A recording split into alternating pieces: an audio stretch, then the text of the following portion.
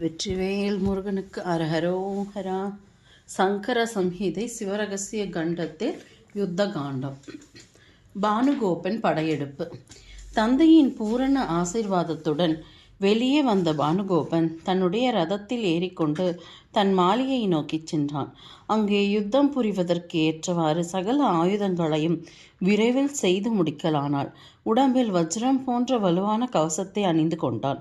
முதுகில் அம்புரா தூணியையும் கழுத்தில் கத்தியையும் இடுப்பில் பட்டாடையும் உடலெங்கும் பலவிதமான ஆபரணங்களையும் மார்பில் தும்பை பூ மாலையையும் இடுப்பில் உடைவாளையும் அணிந்து கொண்டு 30,000 குதிரைகள் கட்டப்பட்ட அதி சிறப்பான ரதத்தில் ஏறி அமர்ந்து கொண்டு போரிட புறப்பட்டு சென்றான்.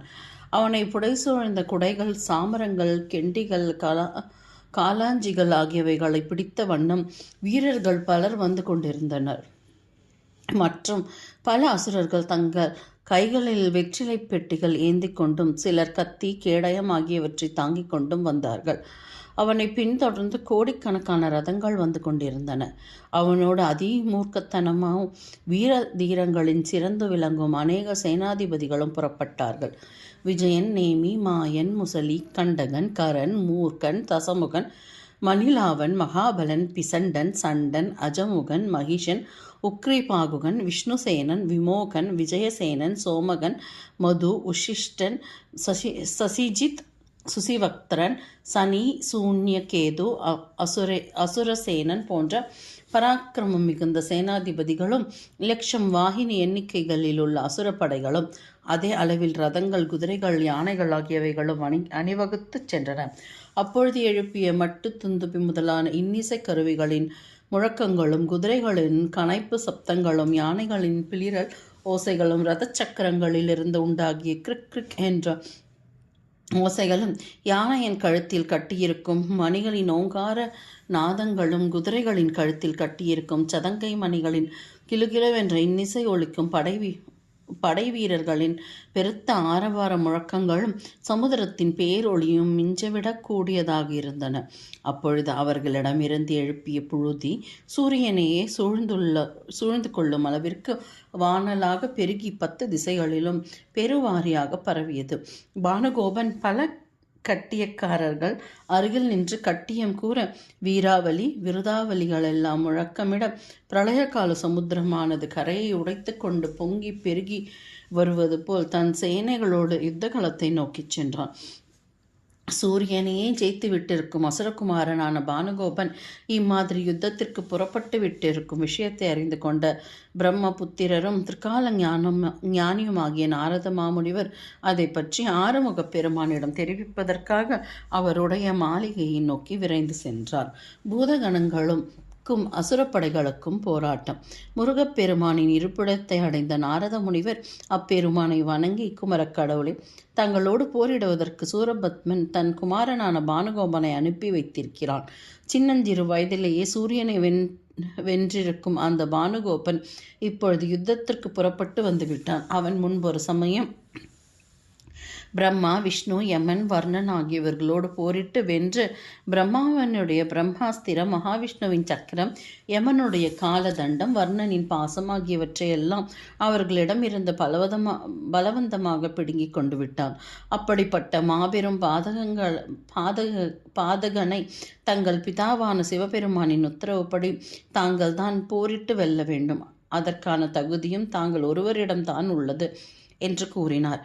சண்முகப் பெருமான் மலர்ந்த தாமரை மலர் போன்ற புன்சிரிப்போடு, ஓஹோ, அப்படியா செய்தி? சரபத்தை சிங்கமும், சிங்கத்தை யானையும், புலியை நரியும் எதிர்த்து முறியடிக்க வருவது போல் அந்த அசுரகுமாரன் இப்பொழுது என்னுடன் போரிட வருகிறான் போலும் என்று கூறிக்கொண்டார். பிறகு அவர் நவ வீரர்களின் முதல்வனான வீரபாகுவை நோக்கி, வீரபாகு, நீ இப்பொழுது வீரம் மிகுந்த 108 படை வீரர்களோடு 1000 வாகினி சேனைகளோடும் புறப்பட்டு சென்று சூரபத்மனுடைய நகரத்தை தகர்த்து அவனுடைய கோட்டையும் இடித்து தரமட்டமாக்கிவிடு. மகா பயங்கரமான யுத்தம் புரிந்து அசுர பாவிகளை வென்று வெற்றி கொடியை நிலைநாட்டி விட்டு என்னிடம் திரும்பி வா என்று கட்டளையிட்டார். அவருடைய கட்டளை பெரும் மகிழ்ச்சியோடு ஏற்றுக்கொண்ட வீரபாகு உடனே போருக்கு தன்னை ஆயத்தப்படுத்தி கொண்டு புறப்பட்டான். வீரர்களுக்கு பொருந்தியிருக்க வேண்டிய சகல விதமான லட்சணங்களும் ஒருங்கே அமைந்து காட்சியளிக்கும் வீரபாகு தன் காதுகளின் குண்டலங்களையும் இடுப்பில் பொன்னரஞ்ஞானையும் வனப்பான விரல்களில் நவரத்தின மோதிரங்களையும் உடம்பில் ஹாரம் சங்கம் தோள்வளை மகுடம் ஆகியவற்றையும் கையில் கதாயுதத்தையும் முதுகில் பானங்கள் நிறைந்த அம்புரா துணியையும் கையில் பிரம்மாண்டமான வில்லையும் மற்றும் கத்தி ஈட்டி கைக்கத்தி பட்டாக்கத்தி தோமரம் ஆகிய ஆயுதங்களையும் தரித்து கொண்டான். மேரு மந்திரம் கைலாயம் ஆகிய பிரம்மாண்டமான மலைகளைப் போன்ற மிக பெரியதான ரதத்தின் மீது ஏறி அமர்ந்த வண்ணம் போர்க்களத்தை நோக்கி விரைந்து சென்றான்.